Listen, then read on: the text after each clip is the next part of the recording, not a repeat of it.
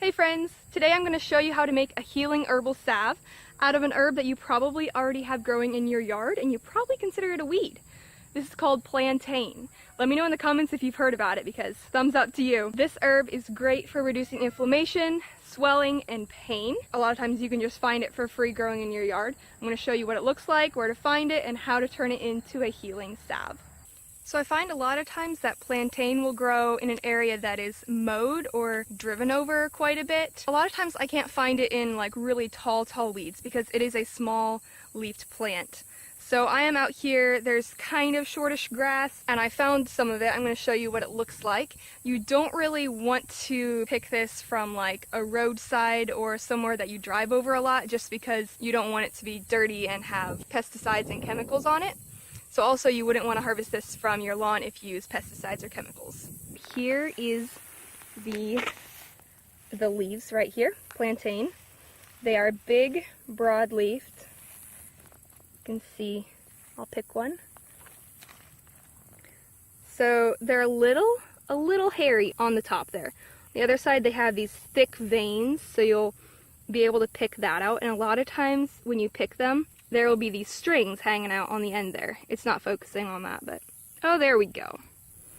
Okay, so that's an easy way to identify it. So we're just gonna pick these leaves. It doesn't matter if they have holes in them, if they have bug bites. You wouldn't really want them dirty for this project, but otherwise you can pretty much pick all of the leaves from a plant and collect those in a big bucket. You're gonna need a lot of these for a salve.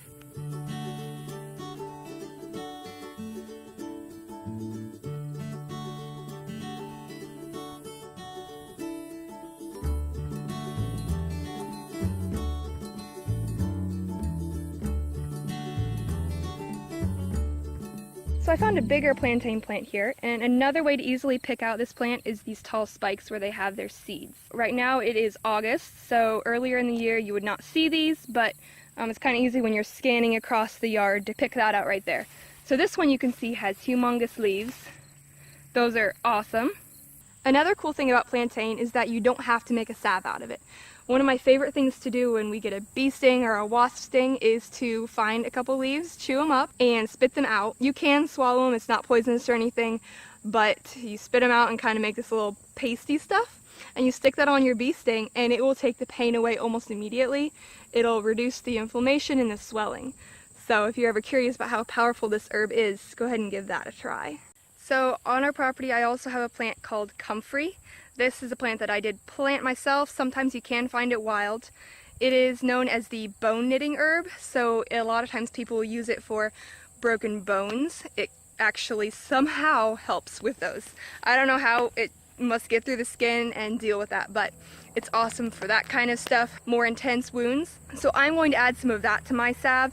This is not a necessary step at all. You can make salve with just plantain or just comfrey, mixture of both, doesn't matter, but I'll show you what it looks like in case you happen to have it around your house. So these plants get humongous. This guy is probably 1.5 feet tall, so it's not too big. The leaves are big and soft looking. They're a little spiky though when you actually do touch them.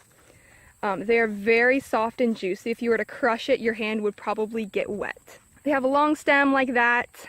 They do have kind of intense veins there. Cat. Hi. Oh my goodness. Yes, okay. During the earlier summer and spring, they will have a purple flower that'll come up. And a lot of times I'll pinch that off just so that the plant will continue to grow. But this is a very, very prolific plant. You can hardly kill these guys. So I'm just going to take just a chunk of these leaves, and that guy will be fine. And I will dry these along with my plantain there to make my salve. So here I've got my comfrey and a bucket half full of plantain. I'm just going to spread these out on my cookie sheets. You can dry your herbs in a dehydrator. You can do it in an oven on a very, very low setting. You want it to be low hundreds, I would say. I am going to stick it inside the truck for a day, or I'm not sure how long it'll take, but I'm just going to put it in the hot truck, let that dehydrate it for me. The wind is blowing them away. I'm going to do my little leaves inside where there's no wind and check back with you guys. So it has been about 6 hours, and you can see how much they shrank. Like, it's not a ton in there. The fact that it only took 6 hours to dry means that it was really hot in the truck, so most likely your plants will take longer to dry out. But you want them to be so that they are crunchy, so that they like literally crumble like that.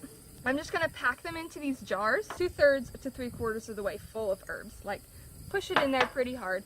The more herbs you're gonna put in there, the stronger your salve is gonna be. Squish them, crunch them down, mix them up a little bit in case, so I get kind of an even mixture of comfrey and plantain.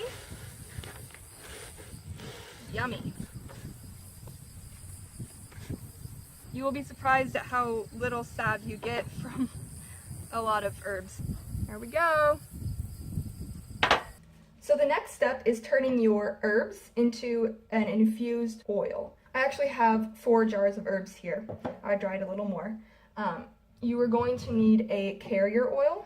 This is just whatever I had. It's a mixture of olive oil and sweet almond oil. You can use coconut oil. One thing about coconut oil is that if your room is too cold, sometimes it will get really hard, and depending on the kind of coconut oil, that can turn it into kind of a weird texture. So I tend to not use coconut oil. I like olive oil, and I'm trying sweet almond oil also this time. I'm making it in a crock pot. You can use other methods. You can Google that. This is just a really, really easy method. You're gonna take your carrier oil and pour it into your herb jars. It will bubble and you'll have to let it settle a little bit. So now that it's settled a little bit, I'm gonna add more oil. I'm just adding olive oil because I didn't have enough of that mixture. You want it to be pretty much full of oil. Not to overflow, but getting, I'd say, a 1/2 inch from the top of the jar. There we go. Alright, put your lids on your jars. I would screw these on pretty tight because these are going to be in water. So you don't really want water seeping into your salve or your salve seeping out. Okay, you're going to want to take an old rag that you don't care what happens to it, put it in the bottom of your crock pot or your slow cooker, put your jars in there. What the rag does is it prevents any cracking if they were to somehow bang against the bottom of your crock pot, I guess, but everyone recommends you do that. So you can see, even with these are pint jars, they basically come up to the top of my slow cooker. So you would not want to use, say, a quart jar for this unless you had a really tall slow cooker, because you're going to want to be able to fit your lid on. So now we're going to pour water in there. Basically, you just want it to cover all the way up to the top of where your salve is going to be. It doesn't necessarily have to be over the lid. So now that that's full, I'm going to put my lid on, turn it to warm. You do not want to cook your herbs in a super hot temperature. Warm is a good temperature. It should probably be around 100 degrees to just infuse the properties of your herbs into your oil instead of cooking it so hot that it kills all the good stuff. So this will sit on my counter for 2 to 3 days. And over that period of time, even though I have the lid on, some of the water might evaporate out. So I'm going to add more water as needed so it stays about that same level. And I will check back with you in 2 or 3 days.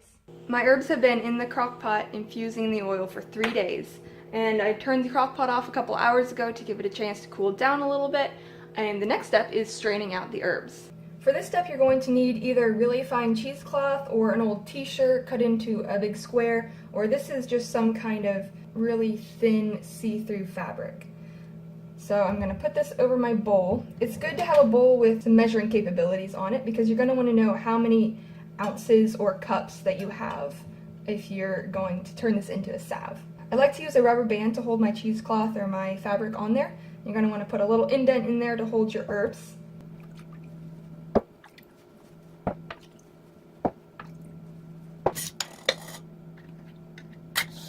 Okay, so you're just going to strain it out like this.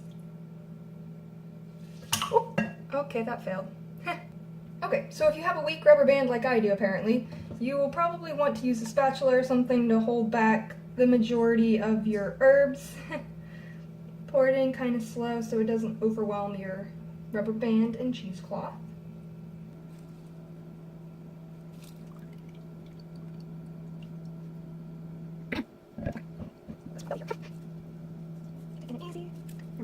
And then take your fabric off and then squeeze it.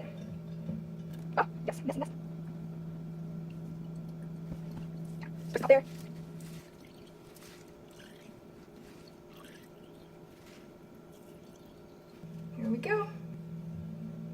So here's the oil. You can see how it's a lot darker than the original oil was.